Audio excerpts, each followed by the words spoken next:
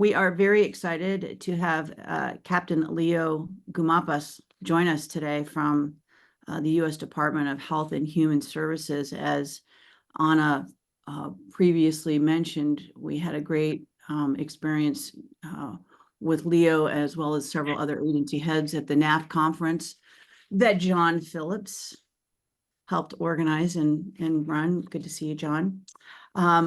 The full bio for Leo is in the agenda, but I'll read a little bit of a quick piece of it. Leo currently serves as the acting chief for the Real Property Policy and Strategy section for Program Support Center, which is responsible for providing HHS-wide real property portfolio policy development and utilization and compliance oversight under the authority of the HHS Senior Real Property Officer. So that's quite a bit. Leo's full title is a little bit long for me to read off here, so I'm going to put it in the chat for everybody. And basically, we've invited Leo to discuss what's going on with the current HHS climate adaptation plan, give us some updates in what they're doing. And so with that brief introduction, Leo, I am going to hand it over to you. And thank you so much for being willing to join us today. Good to see you. Oh, thank you, Amy, and thank you, Anna, for organizing and allowing me to present to you all. I'm going to just share my screen. I prepared a couple slides to kind of discuss what we're doing for HHS regarding climate adaptation. I will now put it. Hold on. Okay. Can everyone see my screen? Okay. It should say Program Support Center, HHS Climate Adaptation Plan. All right. So I will move over to the next slide. Okay. So the U.S. Department of Health and Human Services, which I'll refer to as HHS, moving forward in this presentation, but the mission is basically just trying to advance the health for all Americans. And we do this through biomedical research or providing social services or healthcare delivery to disadvantaged communities is basically how we do that. It's a pretty large organization, over 80,000 federal employees.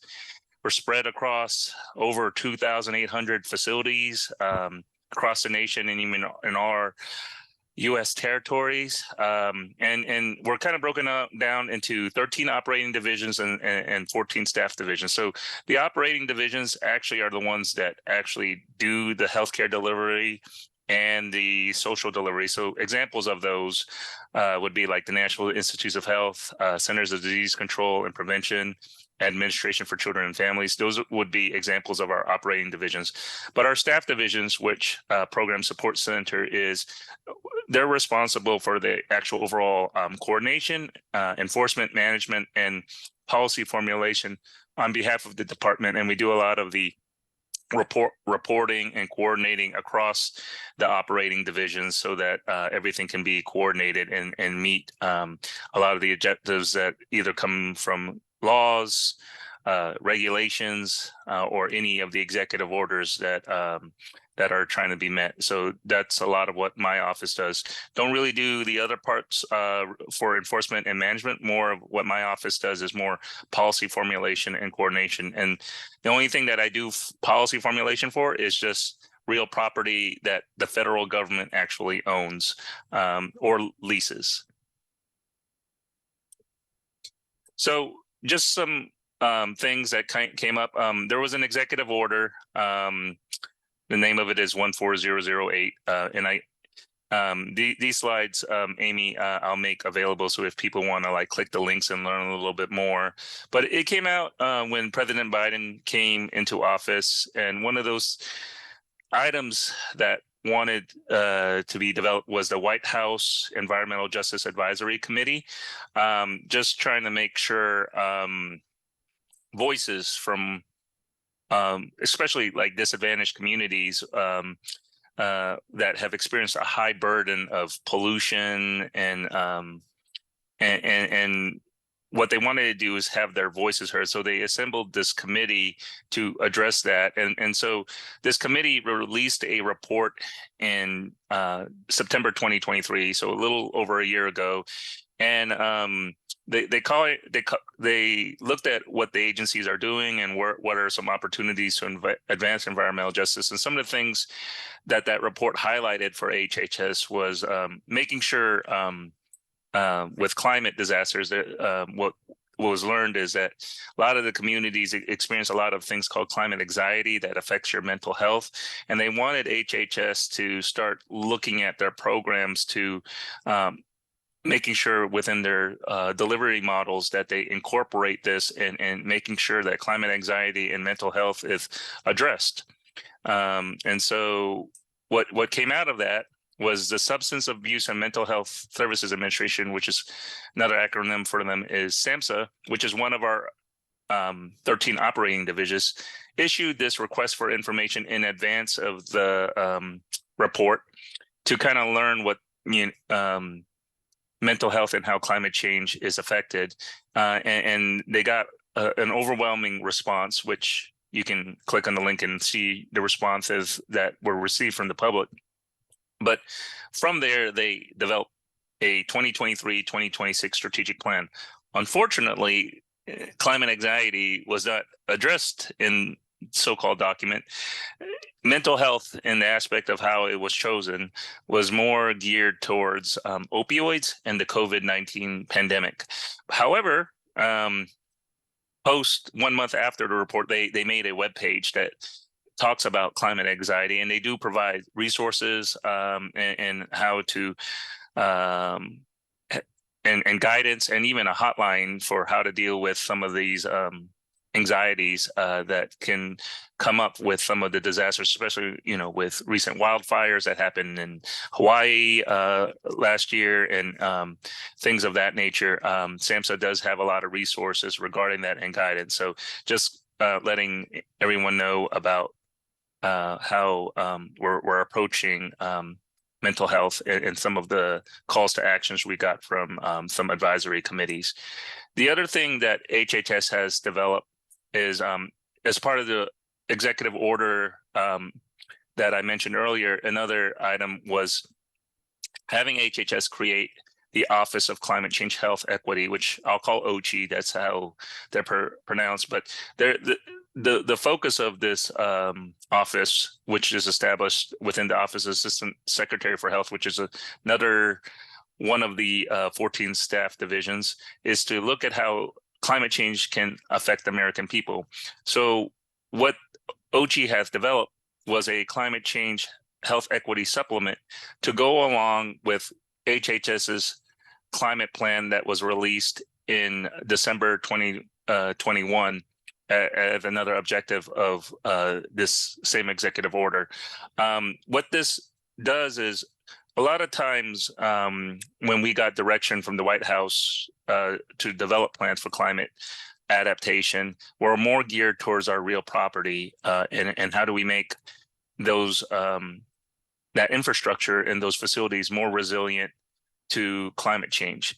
However, some of the things, even alluding to what the WEJAC, since HHS has a healthcare social delivery model, the very populations that we serve are impacted by climate change. So this climate change health equity strategy supplement are to start looking at building those tools, those resources to help apprise the array of programs across HHS. And HHS has over 100 programs across its divisions, and start having them think about climate change and how that affects their healthcare or social services delivery models.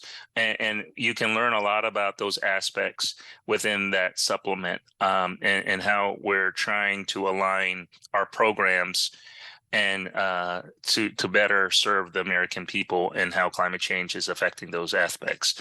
So this was not required from the White House, but OCHE felt it was important to provide transparency and how we are accomplishing that aspect and aligning with that effort. So this is our first climate plan that I was alluding to what the supplement was geared towards. But in accordance to the same executive order and 14057, we needed to make a climate plan. So we did release one in December 21. We had to report progress on the initial report that we made in December 21, the following year in December 22. But more recently, we had to develop a revised climate adaptation plan to what we made in 21.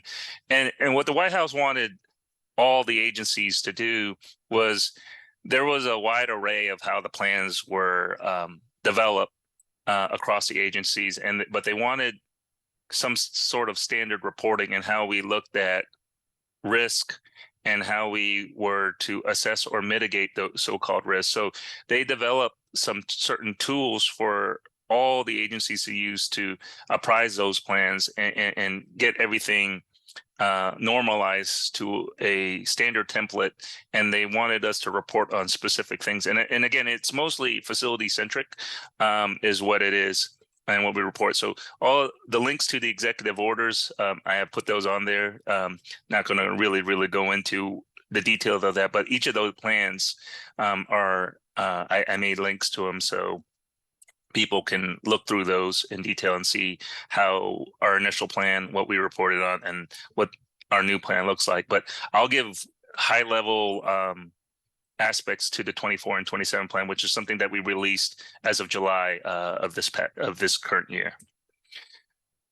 So in terms of the 24, 27 climate action plan process, what we did was perform a large scale analysis using a federal mapping application that the White House told us to use. And I'll kind of show a screenshot of what that exactly is. But for the sake of the group, and I'm pretty sure you guys are familiar, but for anyone that isn't sure what that means, I kind of put a image of this that I got from Department of Defense that I thought was a great image, and I put the image credit right here so that you guys can kind of dig into where I got the source, because I thought it was a good way of how to depict and describe what we had. But what we had to look as the representative concentration pathways, 4.5 and 8.5, which is basically 4.5 is basically if the world try to meet the Paris Accords, that is basically where we would be at for greenhouse gas. And then the White House looked at 8.5, which is the upper bound if we chose this do nothing approach. And then we looked at two timelines within 20 years and past 20 years, so 2050 and 2080, to look at risk for our facilities. And so when I talk about large scale, it is basically this high level airplane view of looking at risk. And then, risk can definitely be fine scaled as we go down. And I'll talk about some of this later off. But, when you get this risk analysis and start marrying that up with operational data and actual fine-tuned measurements at a facility level to kind of understand the sensitivity and the exposure of so-called risk to determine what could be your adaptive capacity that you're going to actually develop to actually mitigate so-called risk to your facility, which I'll kind of show that a little bit later on. But where we wrote the 24-27 plan was focusing on a more large scale analysis. So moving on to the next slide, the large scale finding, this is the actual screenshot for HHS. So this is basically a high scale, airplane view of the United States. And these blue dots, and I know they're a little bit small, but they resemble where HHS's facilities are in the continental United States. We do have facilities in Hawaii and Alaska, but just for the sakes of presentation, this kind of like shows you the majority of our facilities are in the continental United States. But they had certain analysis of how our risk we're looking at, and what we found out was almost 100% of our facilities are going to be exposed to two types of hazards: extreme heat and precipitation, in both real concentration pathways and 2050 and also 2080 timelines. So the conclusion is the same in both of how we're going to look at climate risk for both of those types of facilities. So after going through that, we do have one of our operating divisions, National Institutes of Health, which I alluded to earlier. They are taking our findings and actually doing that fine scale analysis. I used to work at NIH, National Institutes of Health, for the majority of my career before I came to HHS, and I was a facility engineer. But this, what I have here, and I did provide some of this data to them so that they could do their more fine scale climate vulnerability analysis. But this is where I was describing where you get a lot of historical data to kind of understand how bad. And one of those things is looking at the issue of extreme precipitation and how that can affect our facilities. So what I did back in 2017 was actually install a weather station. So what you see here on the left graph is a rain bucket data, or every time it rained and every time you see a vertical line, that's a rain event. So basically when the rain bucket fills up, it measures the rise in inches.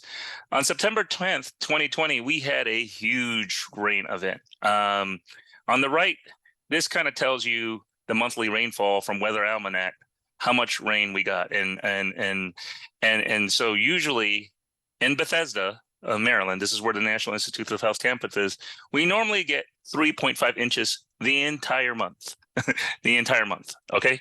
On September 10th, 2020, we had 4 inches in one day. And that's what's symbolized by this vertical line here. I installed this weather station not for climate change. It was for something else. I used to work in a power plant, and it was important that we had this data because my director at the time wanted to use neural networks to lean up our operations in our power plant to know when to turn on and off chillers and when to optimize certain equipment. So since he needed fine scale weather data, I built him a weather station, and having that, I had this data to kind of figure out, because what I have on the right was we had an extreme precipitation event and it actually affected our facilities. This is an actual biomedical research lab that got compromised as a result. So I'm going to play this video. And this is what happened in the lab. And this is rainwater coming through a storm drain. And this drain is supposed to, this is where you have air handling units. They have condensate that from the air handling unit, and it drips and it goes into the storm sewer. Well, the fact of the matter is the rain also has roof drains and everything that goes through the storm sewer, but the rain was so intense that it couldn't flow through there. So, and even from the roof, so it backed out into the air handling unit, and it started flooding the lab. That is basically what you see right here. And the scientists were trying to understand, why did this happen? So I had the data to kind of explain. This was a event that was definitely was unprecedented. We'd never seen this before. This was the first time I've ever seen rain that heavy. I worked that day, but I've never seen it pour like that in Bethesda. But now this is starting to be common. Now we see about 3 or 4 of these rain events a month, but we've built things to prevent this. But I just wanted to give everyone an idea and an example when extreme precipitation in 2020 was unprecedented, and now it's starting to become common now. And so these spikes, and I wish I had some of the data later on, but we used to see, now we see about 3 or 4 of these spikes as normal, just to let everyone know. It's not a one-time thing, but this was the first time it was actually recorded with the weather station that was installed. Oops. Okay, sorry. The next thing is as I mentioned, we released a new climate plan, the 24-27 plan that was published as of July of this year. Some things that we try to do was HHS, we give a lot of our money out in grants. I mean, and those grants are used to build social and health care delivery models. We build a lot of facilities outside where we have a federal interest, but they deliver services like we have like Head Start for kid elementary pre-K kids. We have a lot of foster care situations. We have things at the border where we're taking care of people that are trying to cross the border and making sure that they're healthy while they're trying to determine their asylum status. There's a lot of things that we do where we're building biomedical research labs for across a lot of universities to find tomorrow's cures. We also build infrastructure for tribal Native Americans for sanitation facilities for water delivery and wastewater care. We build healthcare facilities for Native Americans. We do a lot of epidemiological work with CDC with their labs. So a lot of those things are examples of what we do for federal financial assistance. We are looking at trying to put climate risk into our planning and budget decisions. We are trying to write a lot of guidance and for how do we consider and how do we budget those line items right now. A lot of the aspects are not actually funded with these executive orders, but what we're trying to do is align our current processes and having these programs that are appropriated to reshift in how they think about their programs and how we communicate risk so that when they're planning they can budget the necessary things for where their programs are and how they're housed so that they can mitigate those aspects. We are looking at some of the services and establishing plans for overcoming disruption for our supply chain. So one of the newest forum operating divisions is the Administration for Strategic Preparedness and Response. A lot of this was COVID-19 driven with the active ingredients and the personal protective equipment, but they're beginning to learn that climate change does have an impact, and they do have a plan to look at those aspects. And there's a lot of work where they're starting to understand the supply chain. And the other big thing is HHS is not trying to have climate change be like another checkbox, but trying to figure out how do we integrate climate risk and even sustainability in terms of the way and how we work. So one of the things that we're trying to push is a climate literacy program that is being led by our Office of Climate Change Health Equity. And we hope to have some training this year so that we can start training the workforces so that we can start beginning those aspects. So I will pause there, and this is my contact information with my email and phone number. So feel free to reach out to me if you guys have any questions. And that concludes my brief, pending any questions. Well, Leo, that's a lot. I mean, it's a pretty rich presentation, and there's a lot of ways that people can go in terms of asking questions. Please, I've got raise your hand. There we go, and we'll just do audio for now, and then also go ahead and put notes in the chat. There we go. Oh, she was off mute. There you go. Yeah, sorry, just my Wi-Fi glitched out for a second. Leo, it's great to see you again. Thank you so much for this update. I'm wondering if you're factoring in the populations that are served by each of the facilities, either that are already in your portfolio or as you expand this work out to your grantees. So if there's any efforts to sort of integrate across, like, okay, here's the vulnerability of the facility itself. And then what about the folks who are receiving services at that facility, sort of like cross-referencing with some sort of social vulnerability index or anything like that. And a related question is, like, as you expand this work to grant-funded facilities, I'm wondering if you have a plan or have thought about how to make sure that the guidelines that you put out for those grants and for facilities risk management don't inadvertently cause disinvestment in the places where these grants are probably most needed, where there is, very likely to also be correlated with high climate risk.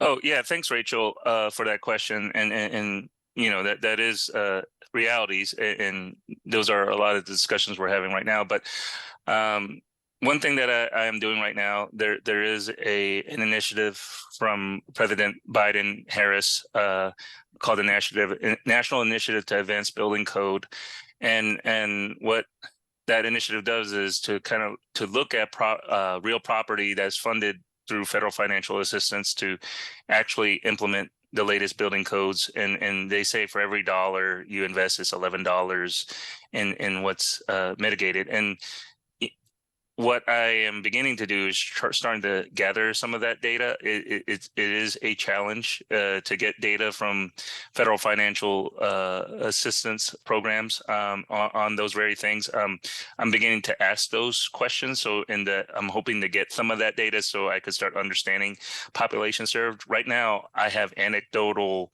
stories of that, and they have highlighted what you brought out was the risk and disinvestment. But one thing that was alluded to me was, and I'm hoping to get the data for this, is they had a recent story of something that happened in Puerto Rico, a Head Start facility that basically had a hurricane come through and it flooded. And they had some disaster relief fund that was given from Congress to repair it for flooding, and they patched it up. To lo and behold, another hurricane went through Puerto Rico, and it ripped the roof off. And then ACF, Administration for Children and Families, is like asking them, why didn't you build it with a strong roof? Well, anything if you knew it was prone to flooding. I know you built it resistant to flooding, but you didn't build the roof to the fortified standards. Why did you do that? And they're looking at it, and they're like, it could have been cheaper if they built it all once at the same time. And it was, to your point, it could have been disincentivized, but then the reality is, I'm asking them this other question. Okay, they got all the money, but here's the thing, and this is what I had them kind of thinking about. We are serving disadvantaged communities, and yes, these disadvantaged communities, for whatever reason, are subject to extreme disaster because of whatever the reasons. Redlining are now built in harm's way. As a result, HHS builds their facilities in harm's way also, because that's where the very people we're trying to serve. So they have to build those things. So I ask them this, not just the money, but how many, were the doors closed, and what's the point of building this thing if you could never use it in the first place, right? It's like buying a car and you can't even drive it. What's the point?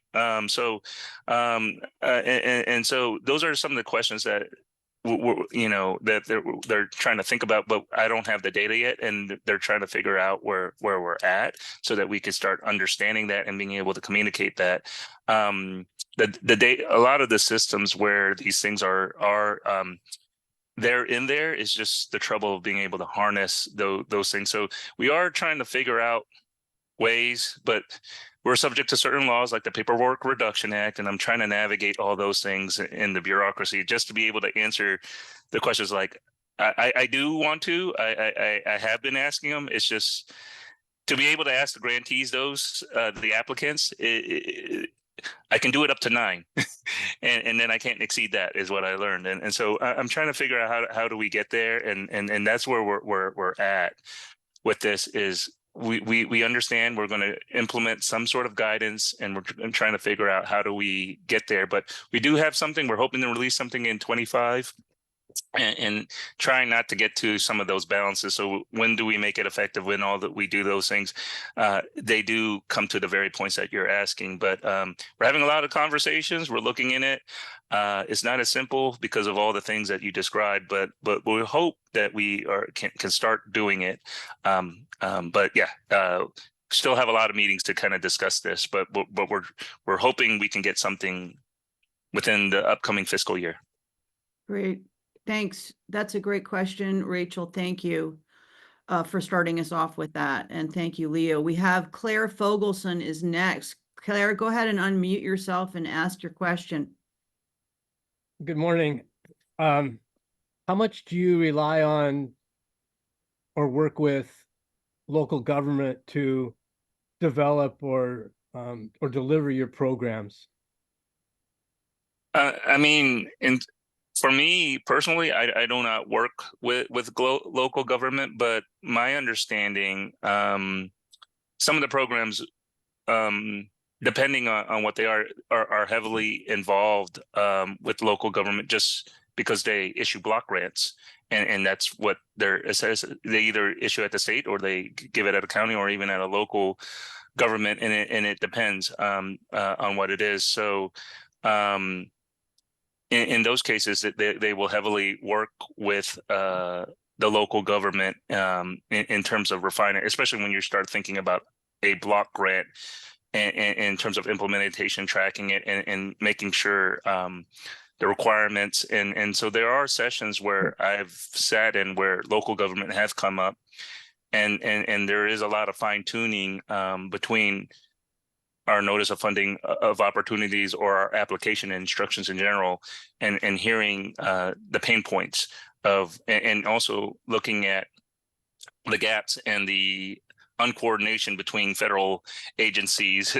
I've heard aspects where things are not coordinated in terms of of what some of these applications, and there are some interagency groups that are trying to figure that out, that are led by the Federal Emergency Management Agency, to start figuring out how do we start meeting more of those needs so that we're a lot more coordinated. So from what my understanding of surveying and talking to a lot of the programs, especially for what I've identified for some of the real property, there is a heavily involvement with those programs, especially in the block grant arena. Thanks. All right, I've got another question. This one's from the chat, and then we'll get to David. Kelly McCaffrey, she wrote a note in the chat. Leo, are you only looking for data and case studies regarding investment, and parentheses, savings for community infrastructure investments, or will you be looking at individual residential investments? I mean, right now, I'm just trying to get information on our facilities right now, that where we have a federal interest for what we're looking at for federal financial assistance. But then even for our real property, we're trying to figure out how to best quantify these climate mitigation to hopefully make this as part of the business case of how programs will want to look at it. The problem is the value of, mitigation overall for when you're looking at resilience. It's easy to show with sustainability, but with climate adaptation overall, what we want to do is being able to show some of these business cases so that the value is actually there. We see a lot of studies that are done by these independent third parties that show these generalizations across from studies, or even facilities that are not ours, like houses and stuff. But in the sense of HHS, when we're looking at our labs or our healthcare delivery, our facilities are a little unique, especially when we compare them to other federal agencies. So what I've learned in HHS that gets success is, if I can show success in the house of HHS, then it gets other people willing to buy into this, and that kind of gets more people, and that the fact that it can also be done in HHS, because a lot of times we have that inertia in NIH or HHS in general, that our facilities are unique. Yeah, that works outside there, but it won't work here, kind of situation. So collecting the data on our facilities and being able to showcase those differences is going to be paramount for us to present that value, and being able to just be able to just bring it to scale. What we're doing, we don't have infinite resources to make a lot of these things happen, but where I have early adopters where they're trying to do this, we're trying to get our data to be able to showcase some of this stuff. So like I mentioned before, we have NIH right now, and they're doing that fine scale analysis. They're trying to build certain things to kind of show that. But if we can show, well, here's the disaster, here's the impact, this is what would have happened if we didn't have this. And we already have some situations where we know the cost of what happens when you don't have so-called measures, because I already showed you a video. We know what that damaged. If we built these things, then hopefully we can kind of show that value. And then maybe we can say, well, here's the amount of lab experiments that were able to be done. There's what was lost in biomedical. So we're hoping those kind of metrics can kind of start helping and showcase it. So we'll do it as best as we can in terms of where it is. It's also trying to find this information too. It's not like there's portals or anything that are actually collecting this. So we're walking around trying to find things. I mean, we have our data calls and everything like that, but HHS is such a big organization. Although we have the blast emails, it's still good old fashioned walking around an organization and going through the labyrinth. I mean, it looks like a labyrinth when you walk around and try to find people to actually tell you some of these stories, and it doesn't automatically happen, especially for something this big. And there's a lot of word of mouth and trying to find it. But playing it like a game of Pokemon. Oh my God, here's what I need for the information or the person I need to stitch it. So that's kind of like how I'm trying to do this. But yes, understood. That's why I want to do this. And hopefully I can stitch it together to kind of show that and be able to build a robust analysis that can survive the scrutiny for the department, so that hopefully I can build this to scale. Great. David, you've been waiting patiently. Thank you. Thank you so much. It's some very new information for me, and I may have missed some of what you were presenting. But so as I was listening, I heard you start out with an emphasis on, which I understand is HHS's mission, really on public health, and you were emphasizing mental health in relation to climate change. And then there was a shift over to talking about facilities and building codes. So like what I noticed quickly looking at the map, or what I thought I noticed, was that the facilities you were showing on the map were not very evenly distributed. There was a huge concentration, for example, in the Southwest. So I'm wondering whether that means anything about where those facilities are in terms of the services that the agency is able to deliver to the population. Yeah. So the only reason why I brought up those mental health things is when I was looking at the abstract of what wanted to be conveyed on the delivery of healthcare, that was the only thing that I was aware of. And then we actually were called out to report on the so-called aspects in our 24-27 plan on those things. So that's the reason why I brought that up, was to try to fit the bill. But in terms of the concentration of facilities, that's the Indian Health Service, and they deliver healthcare and sanitation facilities for the Native Americans. So around the Southwest, there is a lot of smaller facilities, and they're spread out, and you go many miles before you see something. So a lot of our delivery is just basically where those needs are, and that's Indian Health Service has the sheer highest volume of number of facilities for HHS, just because they're spread out on where there's just healthcare needs and sanitation facility needs is why there's a huge quantity. In terms of valuable assets, those are more on the East Coast with the National Institute of Health, but the CDC, Centers of Disease Control, and even the FDA White Oak facility. All the headquartered facilities are all along the East Coast, and those are our most valuable assets are there. But sheer quantities, you're right, is more there, but that's just where we're spread out. And those facilities are a lot smaller. They're smaller clinics, smaller hospitals, and then small, and a lot of staff housing, because we house the providers there because there's no homes for them to live in. So that's the reason why we have a lot of residential housing for staffing, because there's no infrastructure, no city, no apartments for them. So they build housing there. That's also the other aspect of why, and so that we can deliver healthcare for those populations that need. And the reason why I'm more facility centric is because I'm an engineer, and that's what my office does. And I only presented all the healthcare things that are thing. But if there's something you have healthcare related, happy to find out more. It's just that I work with the doctors, I work with the nurses.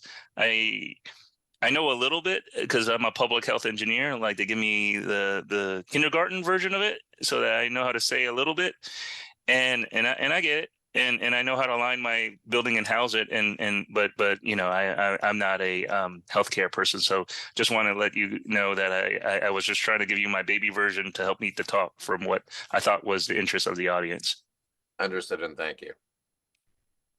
Great, thanks. All right, Rachel, we have another question from Rachel. Go ahead. Yeah, thanks. I'm so now I have two questions after you gave that answer to David. So my original question was, you know, based on your insight into sort of like the frameworks for climate change that are being propagated within HHS, it sounds like the Office of Climate Change and Health Equity is leading a lot of that work. And I'm wondering if you've noticed a desire or an ability to tie together some of the programs like LIHEAP and other social safety net programs that are run by HHS into the climate change framework. Like, is there an understanding, do you feel like, at HHS, at the agency level, or Yes, at the department level of like, you know, how that fits together with like facilities resilience and like, and that all of those things are part of climate change. So like that's one question I had. And Yes. now and then based on what you were just answering to David, and it kind of follows on my other question too, is like, how much is the assessment that you're doing based on property value? I mean, as we know, like the assessments that are based on property value will always leave behind the people who need support and services the most. So do you feel like you're able to implement strategies to sort of mitigate the potential to skew towards fortifying high value dollar value assets, whereas perhaps facilities in the Southwest that are providing essential services to Native populations, you know, could be more valuable from a social perspective?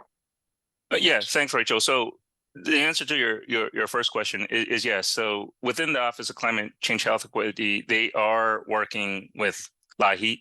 Actually, last Tuesday, I was attending a meeting, and we had a presentation from the FAS, Federation of American Scientists, that, you know, they were pointing out a lot of analysis for where we can improve in terms of HHS and they did talk about LIHEAP and how, you know, all the extreme heat is definitely creating that additional utility burden that is leaving more people out, and how can they improve so-called equation, because the equation is for heating.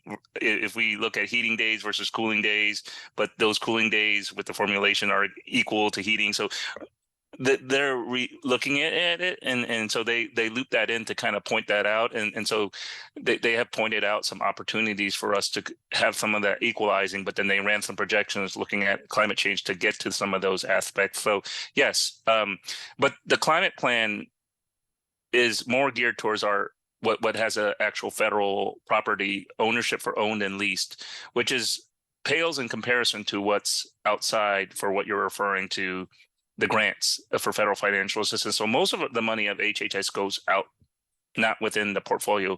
I have such a small sliver with the owned property, and a lot of the owned property just houses the HHS staff that administered grants. We do some biomedical research, epidemiological work, but it pales in comparison for what we give out.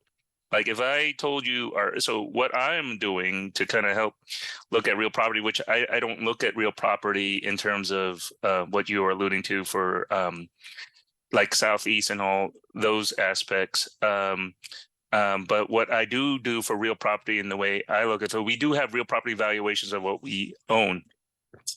The problem with climate change, and I'll tell this right now, is we have a huge backlog of maintenance and repair. So we're talking about the impending doom of climate change and how that's going to compromise our facilities that are housing our mission.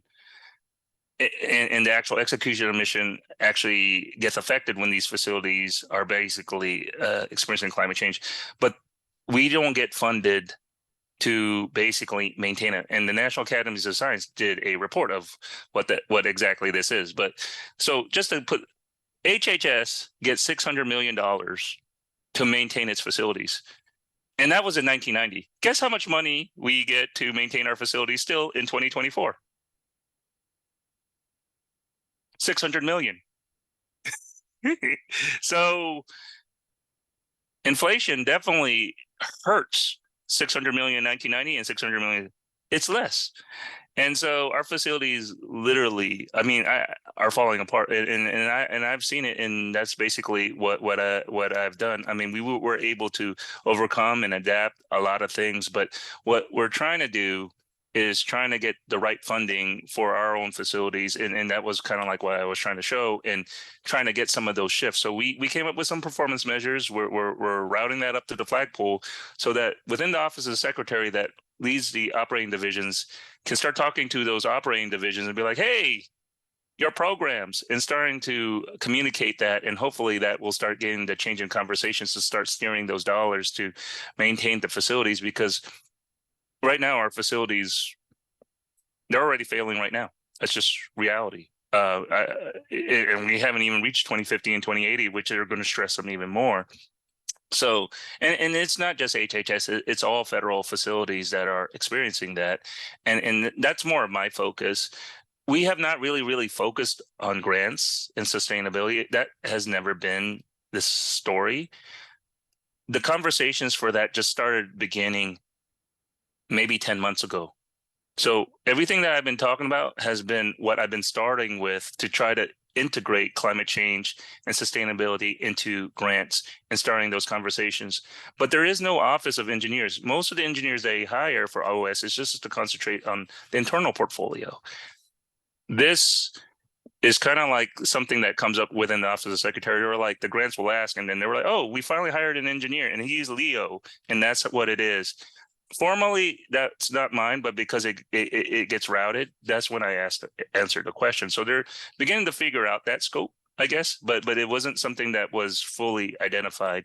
And so I just wanted to let people to understand is that with these climate things and that were coming up, it wasn't something that was conceived in the beginning where federal financial assistance had a department engineer to help lead and steer in those.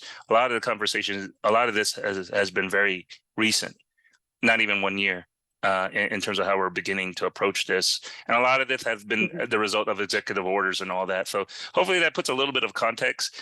It is a new way, and we're geared up to really get there. So we are playing catch up. But the good thing is there's an awareness, there's an acknowledgement, and there's a commitment, and we're beginning to have those conversations. I hope to report some positive things, but it is a challenge when you're trying to navigate and trying to steer something that has as much inertia as 80,000 people to help them to finally start thinking about climate change. And we had a strong sustainability thing. I mean, sustainability, yes. And there's been a lot of language on sustainability and carbon mitigation, but climate change and mitigation, that's a relatively new thing, and getting people to think about that is just hasn't really been the way we've been doing things. So yes, but thank you for your question, and that's the best I can answer it for where we're at. No, that's great, Leo. We are in our last 5 minutes here, and there's a couple of comments in the chat. I wanted to get back to Shannon Burke. You had put a link in about the codes, or mentioned codes, and then you put your fact sheet in. Did you have any comments that you wanted to share with us, Shannon, really quickly? Yeah, I just want to mention, I'm not an expert in this by any means, but FEMA, we have a section that's called building science, and they tend to go work on disasters, and they look at how buildings function in a variety of ways, and they're working with the White House on building codes, and they work with I think it's called the International Code Council, and they did a study. Leo, you probably talked about that a little bit, but they did the study that Leo spoke about, that for every, I think it's every $3 spent, $1 spent, you save $9. Is that right, Leo? So Um, I've heard 11, I've heard 9, It's but a- somewhere around that range. It depends depends on on what the exact- disaster is. Yeah. It depends on exactly what measure is taken to mitigate a property, or to, like, if you elevate a property, it does certain things. So in other words, so basically there's building codes and there's also standards, like if you do zoning changes, if you do, like if you do subdivision regulation changes, all of these things, there's all of these recommendations that FEMA's kind of working on, mostly on building code standards. So I put a link in there. If you'd like me to put it in again, I can do that. A building code strategy that FEMA came up with. And if you just look up FEMA building codes, you can find that information out. But there's a Biden-Harris that talks about the strategy that Biden-Harris came up with, an initiative to modernize building codes. Right. And I know we have a couple of minutes. One thing to keep in mind is that these are new buildings that are built. Old buildings are under old building codes. So older buildings tend to not do as well as newer buildings that are under old codes. So, and again, we're trying to introduce also, so these are just things to think about. And there's the fact sheet from the Biden-Harris administration, which also has links. Excellent. Yeah, so if you're ever interested, and I know we've had FEMA here a lot, but I'm sure we can get maybe someone from a state or somebody to talk about building codes in the future. If you're interested in hearing about that. There are all kinds of organizations that can talk about building codes and standards.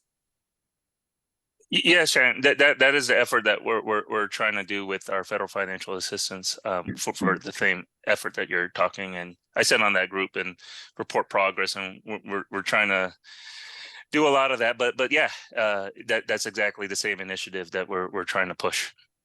Right. It tends to, when you change codes, it tends to raise the prices of homes in the short run, but in the long run, it saves money. And so it depends on how you talk about, how you approach discussing changes to building codes. And there's a lot of push against doing building code changes, and but it saves lives, and it saves lives and money ultimately. Exactly. Yep. That's my struggle right now. But yeah, and why I'm trying to gather some of this data. But yeah, I am having conversations. I have some meetings scheduled next week to start working through some of that. But I hope, and I can get parts of the story. So we're trying to figure out how to get some of that. But I'll let you know, Amy, Anna, if Yeah. I'm successful. But yeah, still navigating, still trying. But I'll let you know if I have good news. Thank you. All right, we are at almost our hour. Leo, it's been great. It was really, really a successful 1 hour. Thank you so much. And we look forward to having you come back. Anna, any closing remarks? Thanks, Leo. Thanks, Amy, for setting this up. Our next meeting is October 4th, and our plan is to have someone who works for Harris County in Texas come talk with us about their adaptation policy implementation. So continuing on the themes of covering different states around the country over the course of the year. But hopefully folks can join us for that. Otherwise, thanks so much, Leo. And thank you, Amy, for facilitating, and we'll see everyone next time. Take care.